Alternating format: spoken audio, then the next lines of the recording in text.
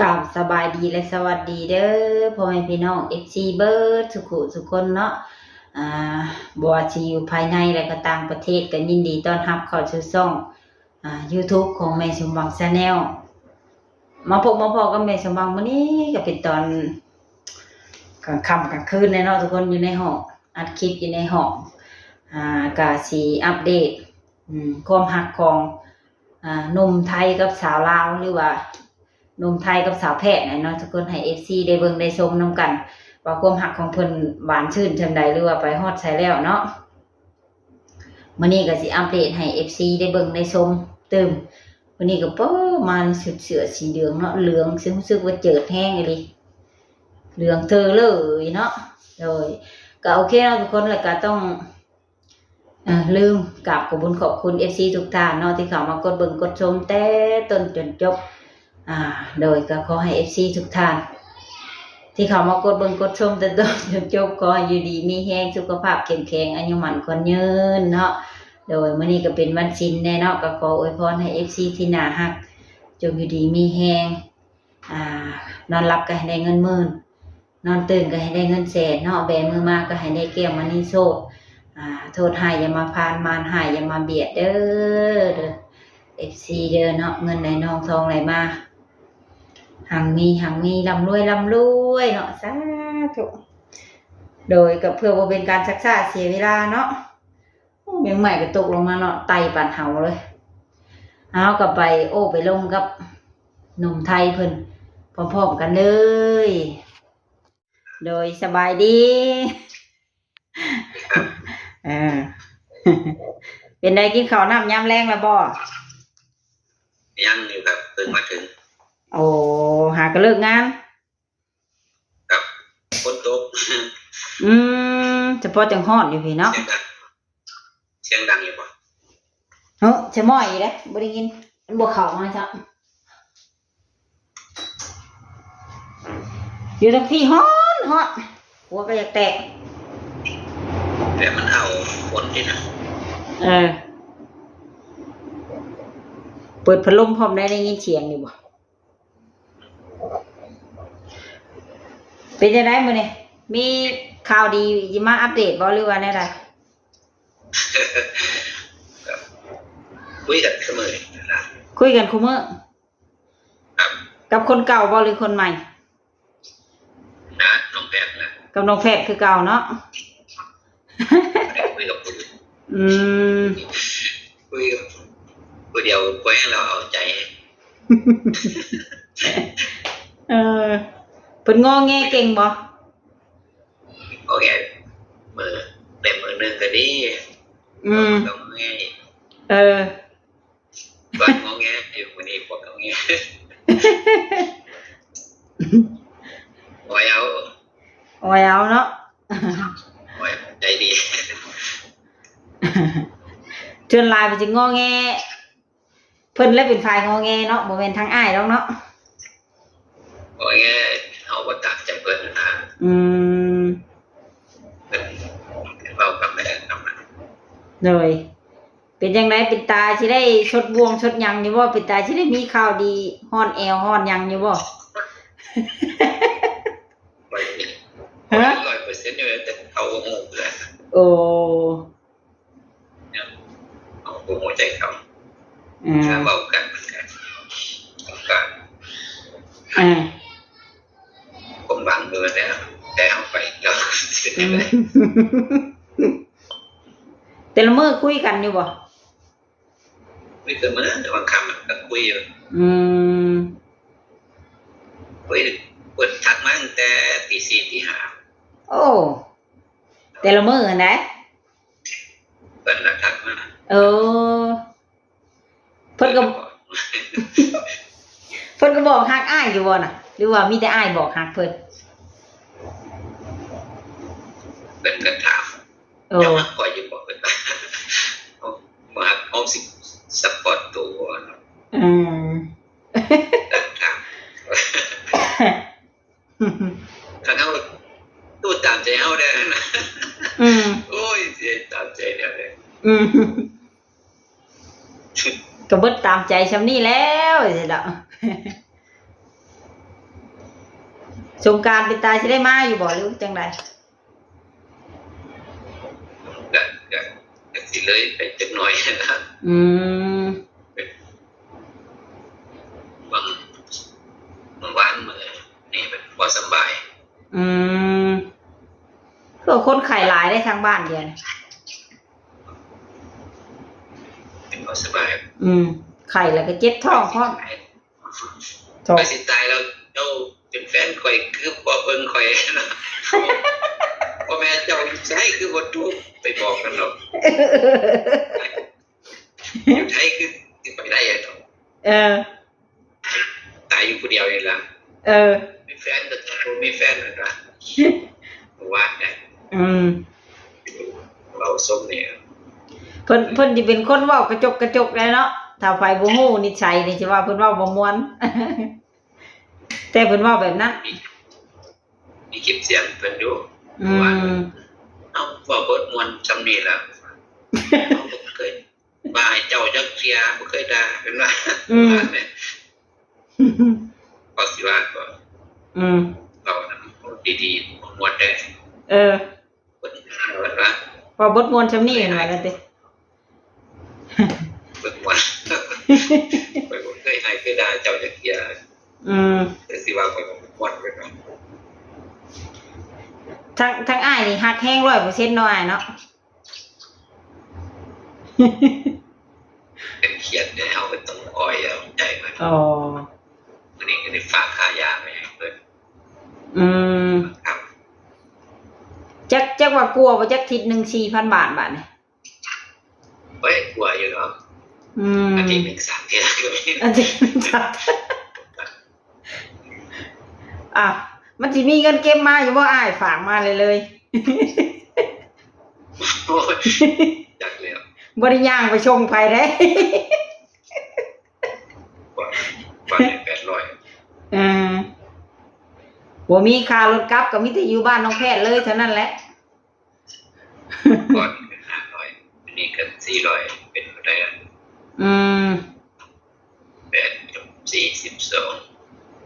13เนาะ1,900นะอาทิตย์เดียวมันสิเกือบอาทิตย์นึง 2,000 นะบาดนี้เนาะเกือบตกเดือนนึง 8,000 พุ่นแหละเนาะดังเบิดแล้วเป็นปากนี่บ่ได้บ่ยอมก็มี FC ทักไปเตือนนั่นนี่อยู่บ่เตือนอยู่เบิ่งใต้คอมเมนต์เตือนเรียนได้แล้วมันได้ลงทุนไปแล้วได้ลงทุนไปแล้วก็ลงทุนตัวบ่เบิดละแค่อีกระยะเดือนเดียวที่บ่เบิดหลายก็เบิดกันอีกเดือนสงกรานต์หลังสงกรานต์ก็ยังอีกประมาณเดือนกว่าเนาะเดือนปลายน้อยๆเดือนปลายน้อยมีงานก็ทนกันแทนกลางคืนก็นอนฝันเห็นบ่อ้ายมีบ่ฝันเห็นโอ้เมื่อยนอนบ่ฝัน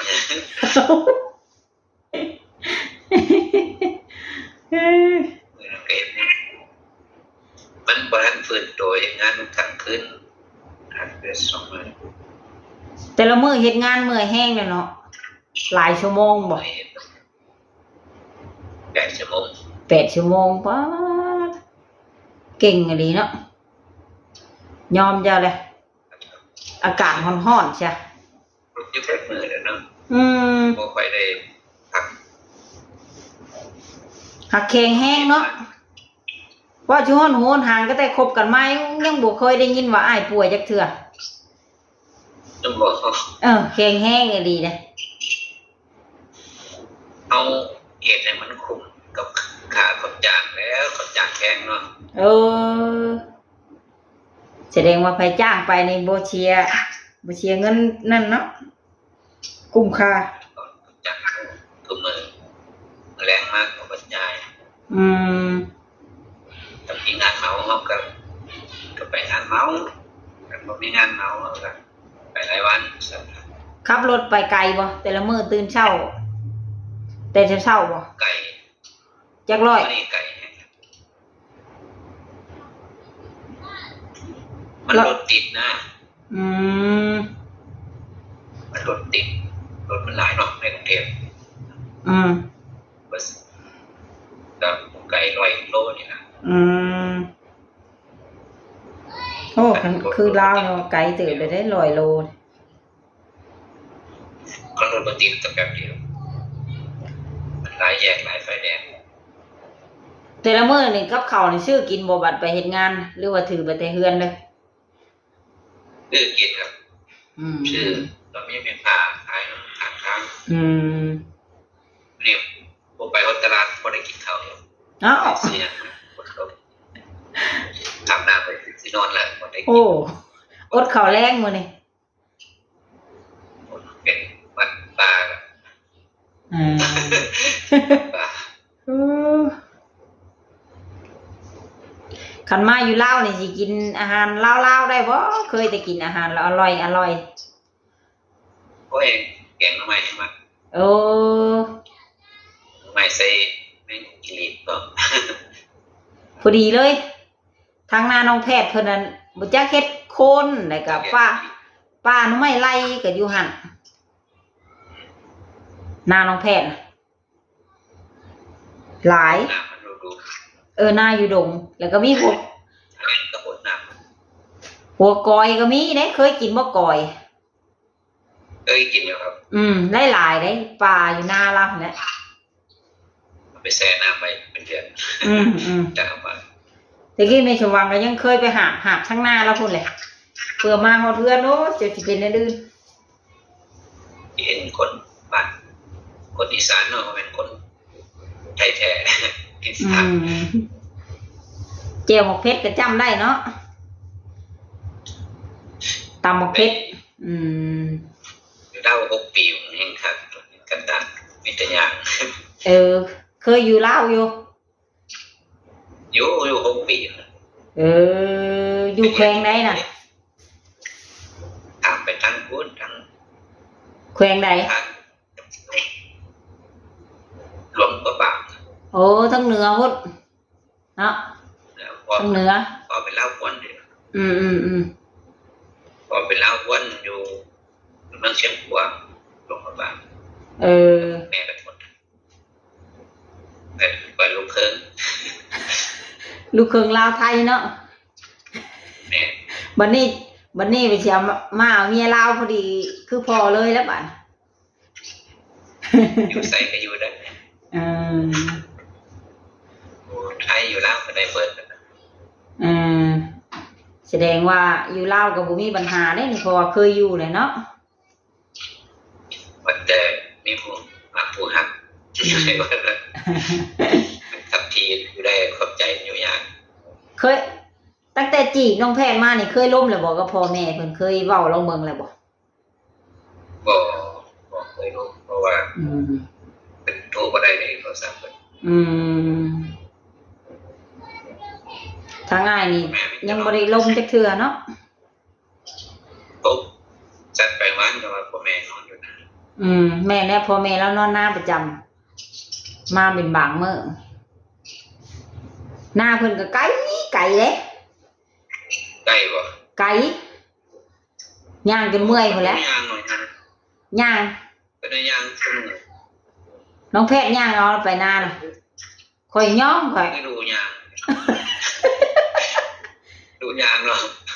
ทั้งลูกย่างแล้วก็ทั้งทางไปหน้าก็มีป่าอีกเด้ไปตามป่าตามมีป่า เป็นทางดินทรายบ่ ดินชายก็มีเป็นบางบอนแล้วก็มันมีป่าแล้วยันผีข่อยยันผียันคนนี่นะเขาลืมแล้วเนาะ ได้แล้วเนาะเขาเคยเลยอันเอาไปด้ามเทื่อนี่โอ้ยครีมเลื้องแตกแล้วเอาเป็นขี่รถทีเป็นอยู่บ่ทางเงิน เห็นว่าตอนขี่เป็นว่าเอารถจักรเป็นยังเป็นว่าชื่ออะไรเป็น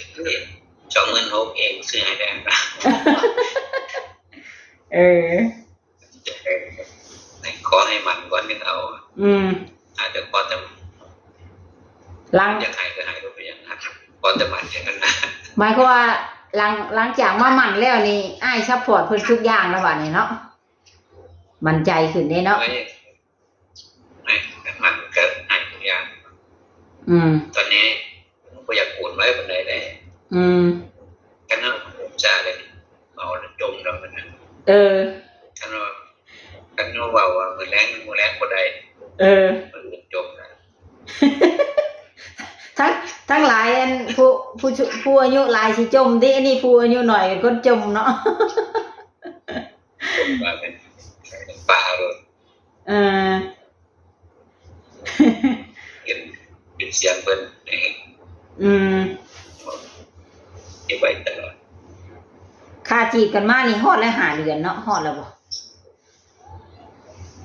ธรรมดาเล็กหน่อยเอาไว้ใจมันนะ วัยรุ่นเด้วัยรุ่นก็สิประมาณนี้แหละกลางเดือนฮอดคันอ้ายได้ก็เพิ่นอีหลีนี่บ่เนาะทำลายสถิติเลยเด้นี่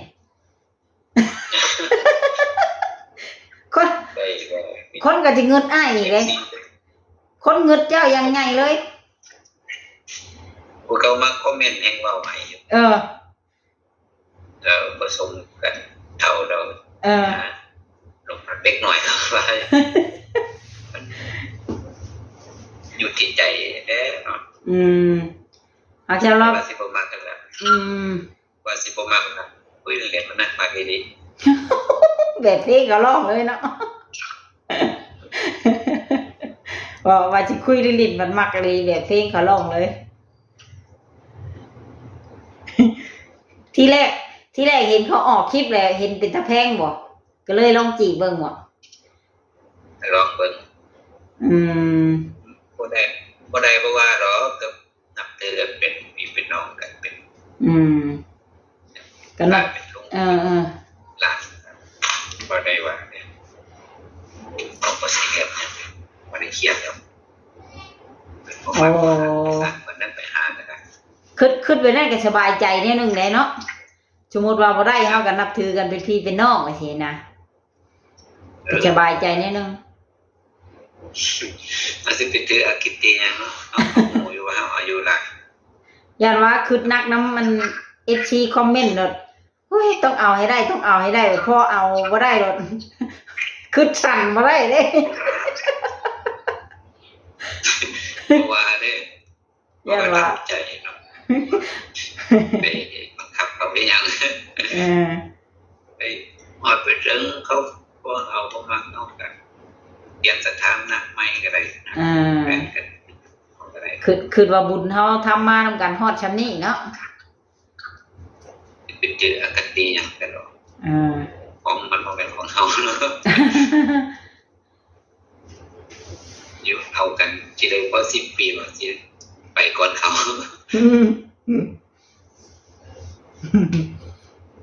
เอาก็วางแผนวางหมากไว้อยู่ว่าแม่นเนาะเฒ่ามาว่าสิเลี้ยงเขาบ่ได้เอาก็สิมีเก็บไว้ให้เขาอยู่ดอกคือเพิ่นว่าแล้วเลี้ยงช่างเฒ่าขายงาได้กินคาแล้วอันเนาะมีเก็บมีหยังเวียนให้วางอนาคตไว้ให้เขาอยู่ทำเป็นหยังไปก็ได้เขาก็มีเก็บให้เขาอยู่ดอกแม่น้องเฒ่าแล้วยังเขาบ่ได้ที่เป็นภาระของเขามันบ่แม่นน้องก็ต้องมีไว้ให้เขาแต่ก่อน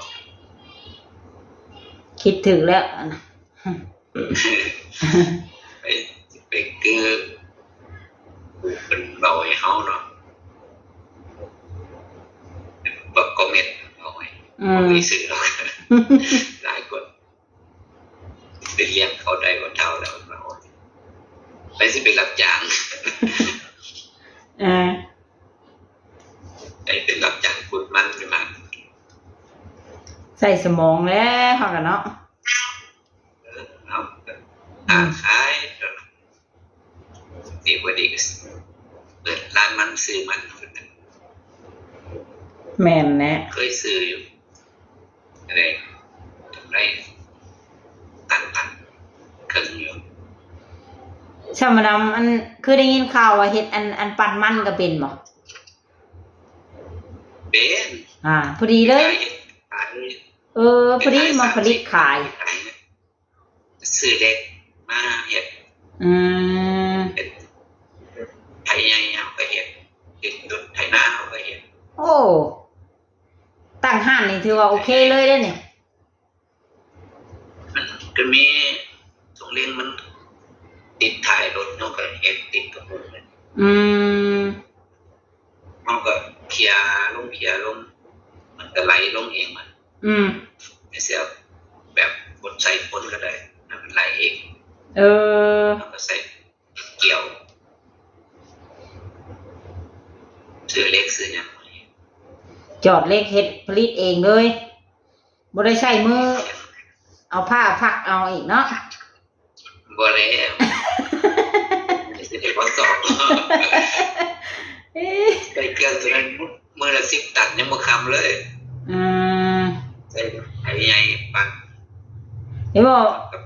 วางอัน ให เนาะ ญ่เอา ตอนน้องแพทย์กลมันน่ะมาเมื่อยแล้วอยากนอนแล้วพันมันบนมือบนเพ้นแล้ว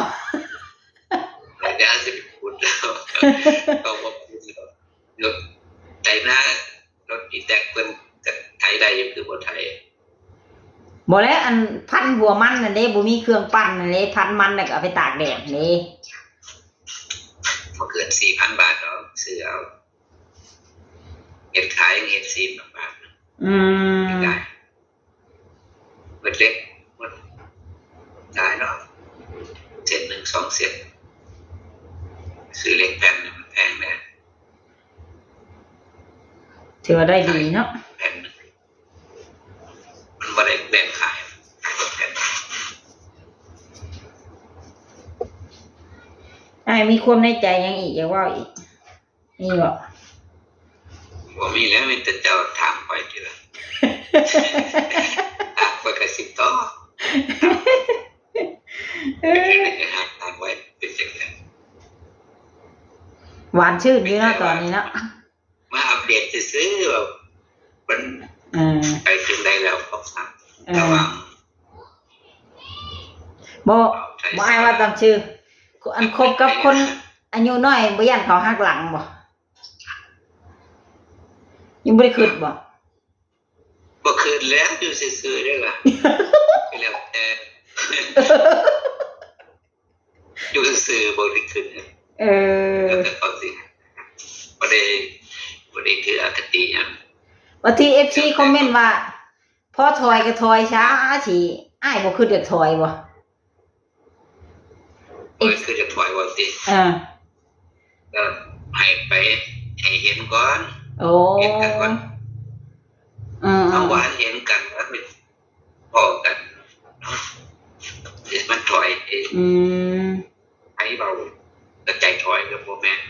โอ้ ทีไรก็ถอยไปเดินไปคุยกันเนาะ สรุปคือ ผมคิด อันที่ปากว่าบ่ซอตาเห็นนะเนาะอยากมาเบิ่งเองซิก่อนประมาณนี้บ่ ไปอยากไปเห็นกับหูกับตา โอ้ชมดบาด มิแต่ผู้นั้นเบาผู้นี้เบาถอยรถกับโมแม่นเลย ชมดเด้อนี่อันนี้เป็นแค่ชมดเด้อบ่ทันได้เฝ้าให้เด้อชมดมาแล้วบ่เห็นผู้สาวบาดนี่บ่พ้อผู้สาวอยู่เฮือนอ้ายเช่นใดถามพ่อแม่เขาก็บ่ฮู้ว่าสิ สมมติว่าพอเห็นแสดงเขามา โอ้โอ้ เอาก็พอทำออกแล้ว อันนี้แค่ชมดเด้ออย่าเฝ้าให้แหละ ก็สิแบบนั้นเนาะ เจ้าสมมติว่าสมมติขึ้นอย่างว่าสมมติว่าเขาบอกมาเป็นตัวเอาก็ แล้วอ้ายก็สิทำใจได้อยู่บ่แหละหรือว่าทำใจไว้ตั้งแต่เดี๋ยวนี้แล้ว อย่างว่า สมมุติว่าเขาบ่มักมาฮอดแล้วเขาบ่มักน่ะอ้ายสิทำใจได้อยู่บ่ โอ้ทำใจได้เตรียมใจไว้อยู่ โอ้แสดงว่ามีแผนซ้อนแผน1แผน2ไว้อยู่นั่นเนาะอ้าย เวลาเอาคิดว่าเอามันต่างกันเลย โอ้ เราก็ต้องทำใจต่างกันแบบอายุห่างกันเราต้องทำใจนี่ทำ ต้องที่มีแผน2แผน3 แผ่นสองแผ่นสามแล้วสมมติว่ามาบ่เห็นเขาแล้วก็เฮาก็ไปหาเที่ยวเลยทางอื่นไปสิต่างว่ามาหาดินหาหยังไปสิเด้ ต่างไปเที่ยวนะประมาณนั้นแหละไปหาเจ้า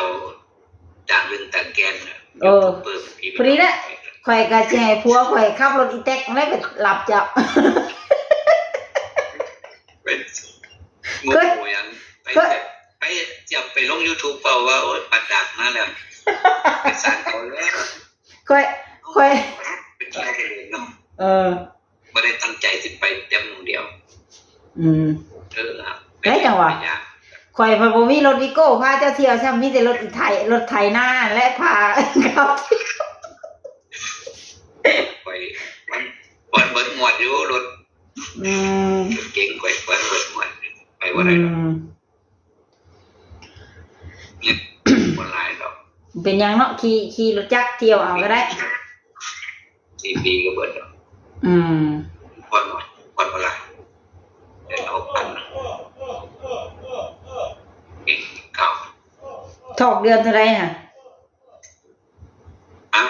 ว่าถอกเดือนเท่าไรผ่อนรถอยู่ผู้แพงบ่เดือนละ 6,000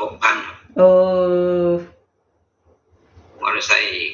5,600ห้องอีกเดือนจ่ายค่า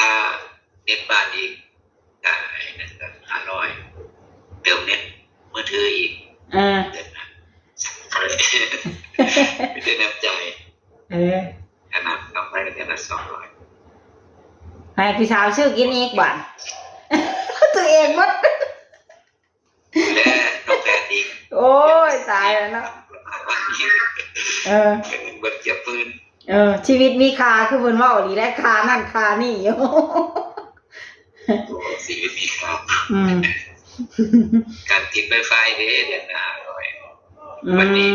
ออกไปแล้วนอกไวไฟใส่บ่ได้ใช้เน็ตมือถือใส่3เบอร์เด้ต้องเติมเน็ตกูเบอร์ละ150 2เบอร์ก็300ละ450ละ3เบอร์ก็สิเตรียมท่าต้อนรับอ้ายเวลามาแล้วหลังๆสงกรานต์เนาะจะได้พ้อกันเนาะแต่ไปเติมมันขี่รถ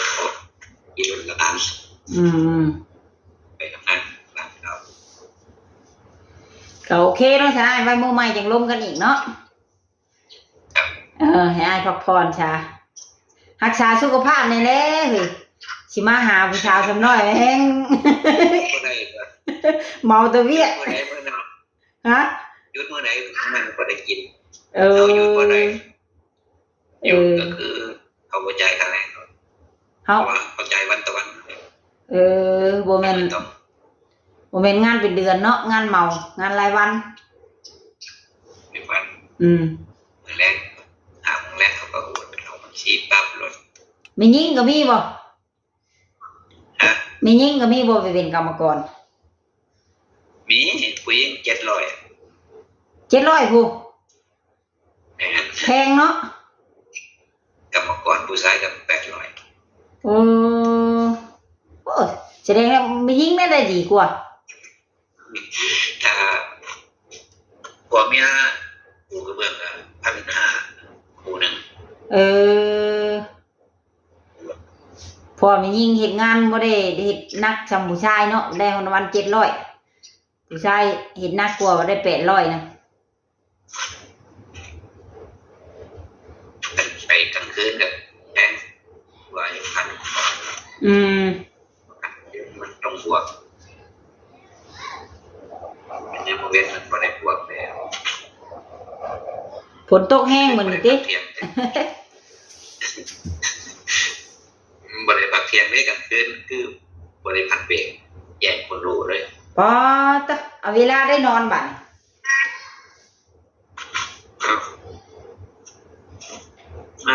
บางทีมาตี 4เอาไปนอน เสาร์ไป โอ้โอ้สู่ชีวิตเลยเนาะ ไป2-3คืนพักคืนนึงเอาบ่หักเพิ่มปานนั้น อืม ผมไล่มันก็บ่มีเดี๋ยวให้บ่มีผู้ให้นำแน่โอ้ จะในFC ไปได้สิชมน้ำหน้าซะแล้วพอแล้วเนาะโอ้ยเมื่อยทุกคนเด้เนาะ นักสาวเปลี่ยนไปเรื่อย อ่าอ่า ๆจบจะจับทักไปหา อืม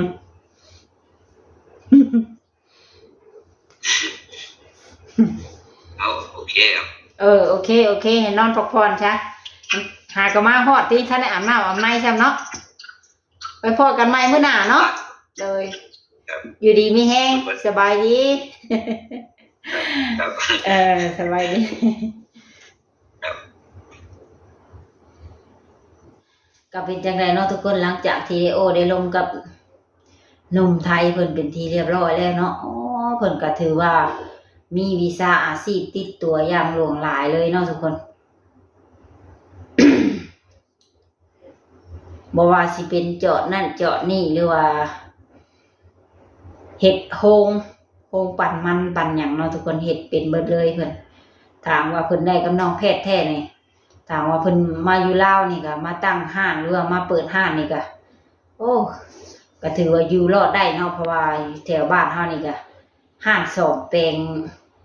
มันบ่ค่อยมีนะทุกคนถ้าว่าเวลารถเพลรถหยังก็ต้องได้แล่นค่ะในเมืองพวกได้ไปสองแปลงอยู่ซิโนอยู่ในเมืองพู้นเนาะ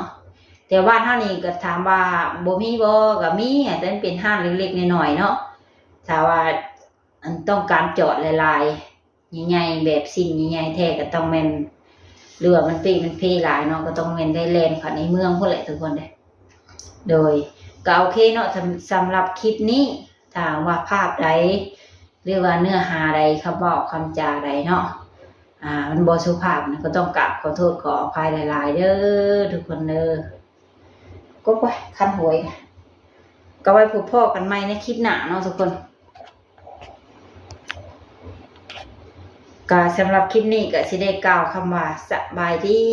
บ๊ายบาย